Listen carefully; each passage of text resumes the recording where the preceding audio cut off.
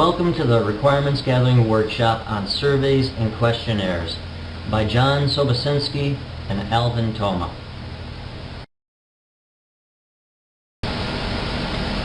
As stated by Jeffrey Winton and Lonnie Bentley in the book Systems Analysis and Design Methods, 7th edition, systems requirements specify what the information system must do or what property or quality the system must have.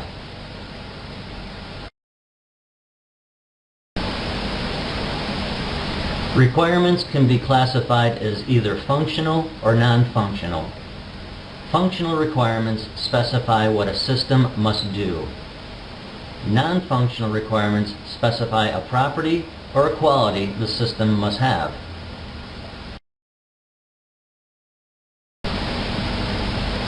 Some of the common problems of requirements discovery include incomplete or missing requirements, conflicting requirements between different stakeholders, requirements that are considered infeasible, requirements that overlap, and requirements that are too ambiguous when it comes to their definition.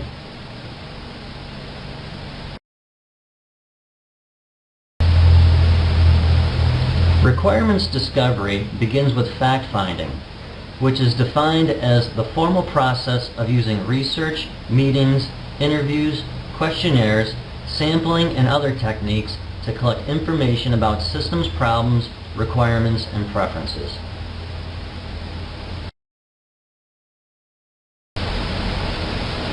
Fact-finding techniques include sampling of existing documentation, research and site visits, questionnaires and surveys, interviews, prototyping, and joint requirement planning.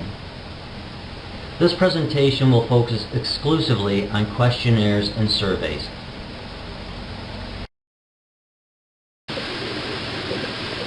The use of questionnaires is an information gathering technique that allows system analysts to study attitudes, beliefs, behavior, and characteristics of several key people in the organization who may be affected by the current and proposed system. Attitudes are what people in the organization say they want in a new system. Beliefs are what people think is actually true. Behavior is what organizational members do, and characteristics are properties of people or things.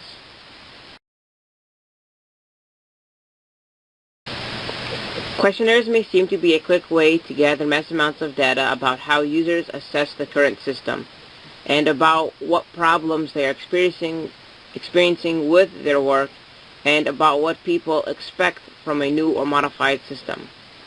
Developing a useful questionnaire takes extensive planning and time in its own right. Guidelines are best suited when the people you need to question are widely dispersed, a large number of people are involved in the system's project, you are doing an exploratory study, and you wish to be certain that any problems with the current system are identified. The biggest difference between the questions used for most interviews and those used on questionnaires is that interviewing permits interaction between the questions and their meanings. In an interview, the analyst has an opportunity to refine a question, define a muddy term, change the course of questioning, respond to a puzzled look, and generally control the context. Few of these opportunities are possible on a questionnaire. For the analyst, questions must be transparently clear, the flow of the questions cogent, the respondent's questions anticipated, and the administration of the questionnaire have to be planned in detail. The basic question types used on the questionnaire are open-ended and closed with a careful word choice selection. Open-ended questions are those that leave all possible response options open to the respondent. For example, the question, describe any problems you are currently experiencing with the output reports. Or, in your opinion, how helpful are the user manuals for the current systems accounting application? When you write open-ended questions for a questionnaire, you must anticipate what kind of response you will get. Example, how do you feel about the system? The responses are apt to be too broad for accurate interpretation or comparison for that question. So when you write an open-ended question, it must be narrow enough to guide respondents to answer it in a specific way. Open-ended questions are particularly well suited to situations in which you want to get organizational members' opinions about some aspects of the system, whether it's a product or a process. You will want to use open-ended questions when it is impossible to list effectively all the possible responses to all the questions. Closed questions are virtually the opposite of open-ended questions. Closed questions are those that limit or close the response options available to the respondent. Here's an example. Below are the 6 software packages currently available. Please check the software packages you personally use most frequently. Notice that respondents are not asked why the package is preferred, nor they are asked to select more than one, even if that is a more representative response. Closed questions should be used when the system analyst is able to list effectively all the possible responses to the question and when all the list responses are mutually exclusive, so that choosing one precludes choosing any of the others. Use closed questions when you want to survey a large sample of people. The reason becomes obvious when you start imagining how the data you are collecting will look. If you use open-ended questions for hundreds of people, correct analysis and interpretation of their responses becomes impossible without the aid of computerized content analysis program. The language of questionnaires is an extremely important aspect of their effectiveness. Even if the systems analyst has a standard set of questions concerning systems development, it is wise to write them to reflect the business's own terminology. Respondents appreciate the effort of someone who bothers to write a questionnaire reflecting their own language usage. Example: if the business uses the term supervisors instead of managers, or units rather than departments, incorporating the preferred term and the questionnaire helps respondents relate to the meaning of the questions. Respondents will be able to easily interpret and accurately respond to the questions, and respondents will be more enthusiastic overall. To check whether language used on the questionnaire is that of the respondents, try sample questions on a pilot group and ask them to pay attention to the word choice. Guidelines for choosing language are: use language of respondents whenever possible, keep wording simple, work at being specific rather than vague in wording, avoid overly specific questions as well, keep questions short, do not patronize respondents by talking down to them through low-level language choices, avoid bias wording.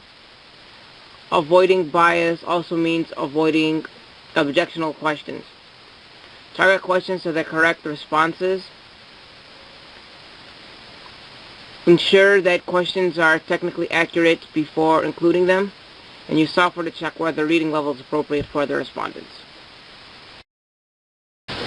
Scaling is a process of assigning numbers or other symbols in an attribute or characteristic for the purpose of measuring that attribute or characteristic. Scales are often arbitrary and may not be unique. Example: temperature is measured in a number of different ways. The two most common are the Fahrenheit scale and the Celsius scale. Measurement have two different forms of measurement scales commonly used by system analysts: nominal scales and interval scales. Nominal scales are used to classify things. Example: what type of software do you use most? 1. A word processor. 2. A spreadsheet. 3. A database. 4. An email program. The respondent has to pick one of the answers. Nominal scales are the weakest forms of measurement. Generally, all the analyst can do with them is obtain a total for each classification. Interval scales, on the other hand, possess the characteristic that the intervals between each of the numbers are equal. Due to this characteristic, mathematical operations can be performed on the questionnaire data. resulting in a more complex analysis.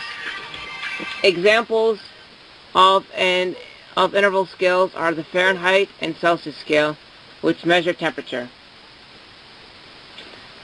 Validity and reliability. Validity and reliability are the measures of performance in constructing scales. Validity is the degree in which the question measures what the analyst intends to measure. Example: if the purpose of the questionnaire is to determine whether the organization is ready for a major change in computer operations, do the questions measure that? Reliability measures consistency. If the questionnaire was administered once and then again under the same conditions, and if the same results were obtained both times, the instrument is said to have external consistency. If the questionnaire contains subparts and these parts have equivalent results, the instrument is said to have internal consistency. Both external and internal consistency are very important.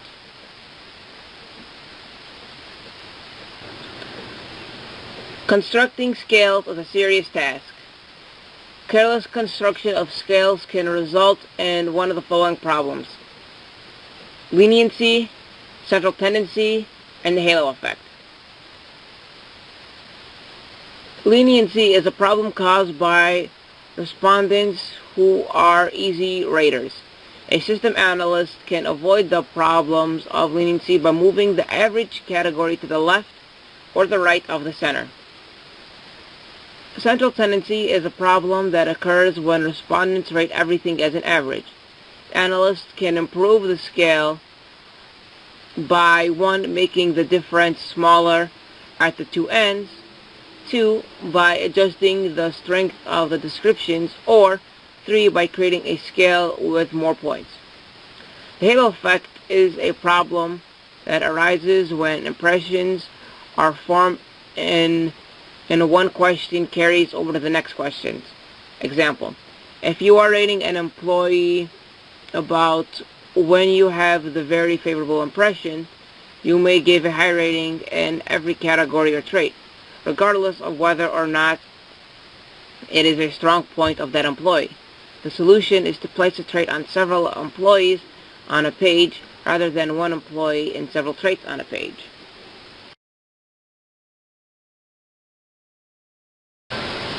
Although the intent of the questionnaire is to gather information on attitudes, beliefs, behavior, and characteristics whose impact may substantially alter users' work, respondents are not always motivated to respond. Remember that the organization members as a whole tend to receive too many surveys, many of which are ill-conceived and trivial. A well-designed, relevant questionnaire can help overcome some of these resistance to respond. Here are some of the rules for designing a good questionnaire. Allow multiple ample white space. Allow ample space to write or type in responses. Make it easy for respondents to clearly mark their answers, and be consistent in style. When having a survey online, use web tools such as one-line text box, a scrolling text box, a checkbox, radio boxes, and other web tools. There is no best way to order questions on the questionnaire. As you order questions, you must think about your objectives in using the questionnaire and then determine the function of each question in helping you achieve your objectives. It is also important to see the questionnaires through the respondent's eyes. Guidelines include placing questions that are important to respondents first, cluster items of similar content together, and introduce less controversial questions first.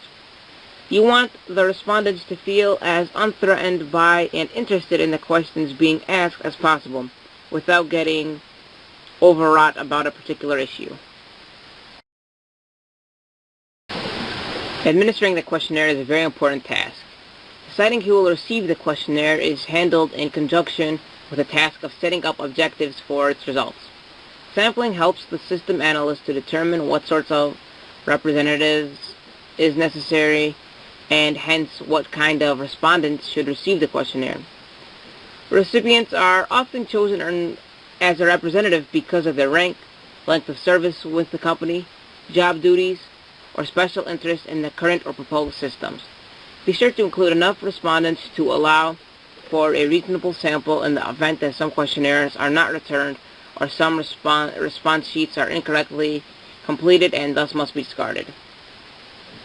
The system analyst has several options for administering the questionnaire, and the choice of administration method is often determined by the existing business situation.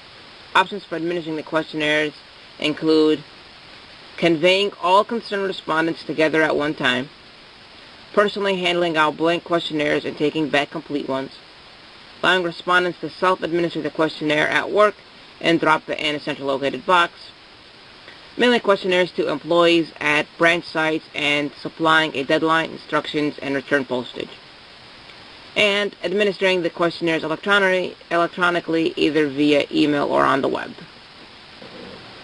Each method has its advantages and disadvantages. Most commonly, respondents are allowed to self-administer the questionnaire. Respondent rates with this method are a little lower than with other methods because people may forget about the form, lose it, purposely ignore it.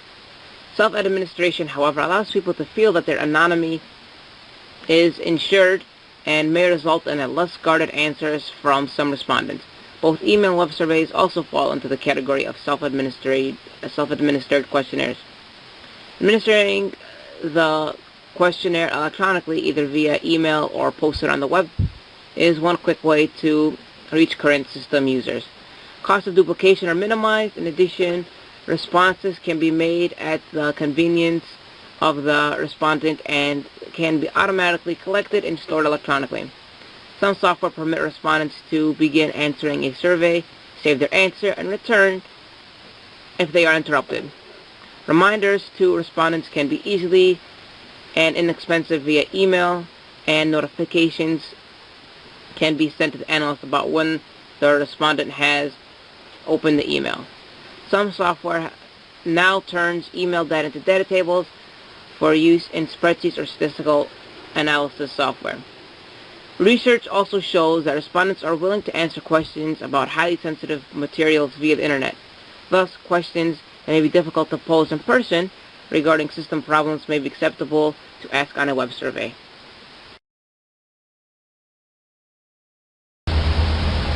Questionnaires and surveys can be used during various phases of the system development lifecycle.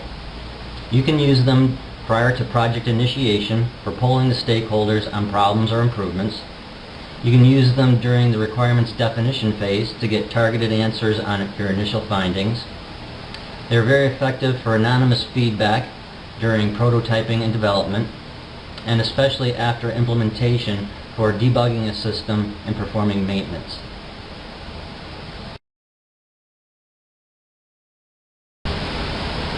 Analysts consider using questionnaires and surveys for two primary reasons.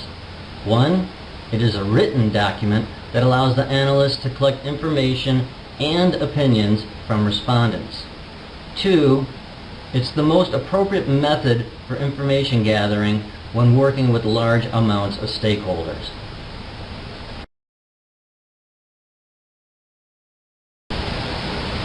Depending on the number of users to be polled and the location of those users, an analyst can use several methods to deliver the questionnaires and surveys. They can go person to person, use inter-office mail, use postal mail, use electronic mail, create an internet portal, or create an internet site.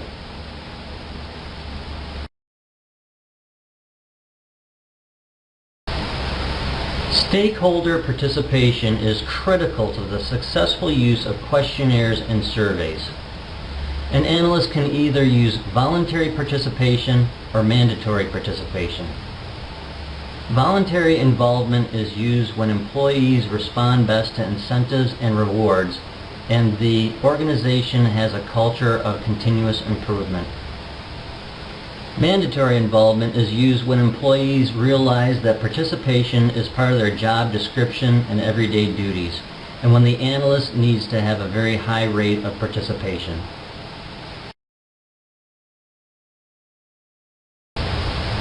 After an analyst has decided to use either a questionnaire or survey, They must determine the facts and opinions that must be collected. They must identify who should participate. Based on the facts and opinions needed, they need to determine the proper use of free or mixed format questions. After that, they need to examine the questions for errors and bias, and they also need to test the questions on a small sample of respondents.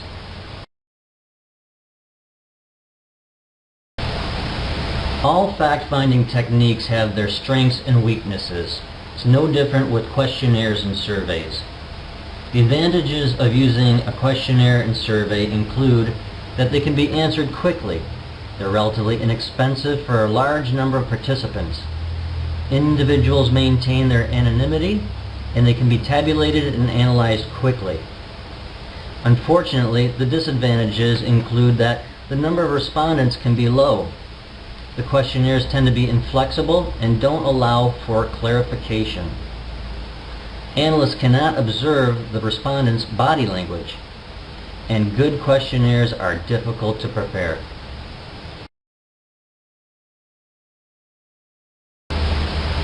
When considering different fact-finding techniques and methods, always remember that questionnaires are a written document that allows the analyst to collect information and opinions from respondents.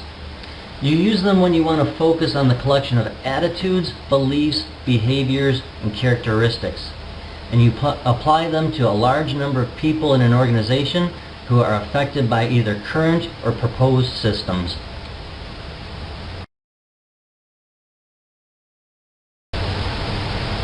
This concludes the Requirements Gathering Workshop presentation on Questionnaires and Surveys by John Sobocinski and Alvin Thoma.